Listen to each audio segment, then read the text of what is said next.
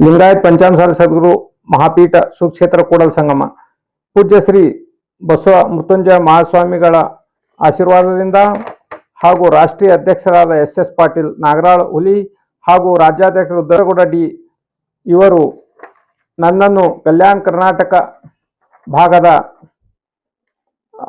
ಲಿಂಗಾಯತ್ ಪಂಚಮಸೇನಾ ಇದರ ಅಧ್ಯಕ್ಷನಾಗಿ ನೇಮಕ ಮಾಡೋಕ್ಕೆ ನಾನು ಅವರಿಗೆ ತುಂಬ ಧನ್ಯವಾದಗಳು ತಿಳಿಸುತ್ತೇನೆ.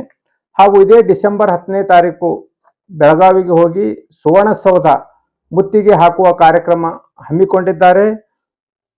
ಅದಕ್ಕೋಸ್ಕರ ನಾವೆಲ್ಲರೂ ಕಲ್ಯಾಣ ಕರ್ನಾಟಕದ ಜನ ಎಲ್ಲರಿಗೆ ನನ್ನ ಬೇಡಿಕೆ ಏನೆಂದರೆ, ನಾವು ಹೋಗೋಣ, ನೀವು ಬನ್ನಿ, ನಾವೆಲ್ಲರೂ ಹೋಗಿ ಅವತ್ತಿನ ದಿವಸ ಡಿಸೆಂಬರ್ 10ನೇ ತಾರೀಕು ಸುವರ್ಣಸೌಧಗೆ ಮುತ್ತಿಗೆ ಹಾಕಿ ಲಿಂಗಾಯತ್ ಪಂಚಮಸಾಲಿ ಈ ಸಮುದಾಯ ನಮ್ಮ ಸಮಾಜ 2ಎಗೆ ಸೇರ್ಪಡೆ ಮಾಡಬೇಕೆಂದು ನಾವು ಅಲ್ಲಿ ಹೋರಾಟ ಮಾಡುತ್ತಿದ್ದೆವು. ಹೋರಾಟ ಮಾಡಿ ಸರ್ಕಾರದ ಒತ್ತಡ ಹೇರಿ ನಾವು ಕಲ್ಯಾಣ ಕರ್ನಾಟಕ ಭಾಗ ಜನರು ನಾವೆಲ್ಲ ಹೋಗಿ ಮೃತ್ಯುಂಜಯ ಸ್ವಾಮಿಗಳ ಜೊತೆ ಸೇರಿ ಪ್ರತಿಭಟನೆ ಮಾಡಿ ನಮ್ಮ ಸಮಾಜ 2ಎಗೆ ಹೋಗಲೇಬೇಕು, ಹೋಗಿ ನಮ್ಮ ಸಮುದಾಯಕ್ಕೆ ನ್ಯಾಯ ಸಿಗಬೇಕೆಂದು ಹೋರಾಟ ಮಾಡಬೇಕೆಂದು ನಾವೆಲ್ಲ ವಿಚಾರ ಮಾಡಿ ಎಲ್ಲರೂ ನಾವು ಬಹುಸಂಖ್ಯೆಯಲ್ಲಿ ನಾವು ಹೋಗಿ ಕಲ್ಯಾಣ ಕರ್ನಾಟಕ ಜನತೆ ಹೋಗಿ ನಾವು ಇದು 2ಎಗೆ ಹೋಗ್ಬೇಕಂತ ಹೋರಾಟ ಮಾಡಬೇಕಾಗಿದೆ. ತಾವು ಬನ್ನಿ, ತಮ್ಮವ್ರನ್ನ ಕರೆತೀನಿ, ನಾವು ಬರ್ತಾ ಇದ್ದೆವು, ಎಲ್ಲರೂ ಬರ್ತಾ ಇದ್ದೆವು. 9ನೇ ವಾರ್ಷಿಕ ಸಾರ್ವಜನಿಕ ಕುರಾನ್ ಪ್ರವಚನ ಡಿಸೆಂಬರ್ 13, 14 ಹಾಗೂ 15ನೇ ತಾರೀಕಿನಂದು ಬಸವ ಕಲ್ಯಾಣದ ಸಭಾಭವನದಲ್ಲಿ ರಾಜ್ಯದ ಪ್ರಸಿದ್ಧ ಪ್ರವಚನಕಾರರಾದ ಜನಾಬ್ ಮೊಹಮ್ಮದ್ ಕುಂಯಿ ಅವರಿಂದ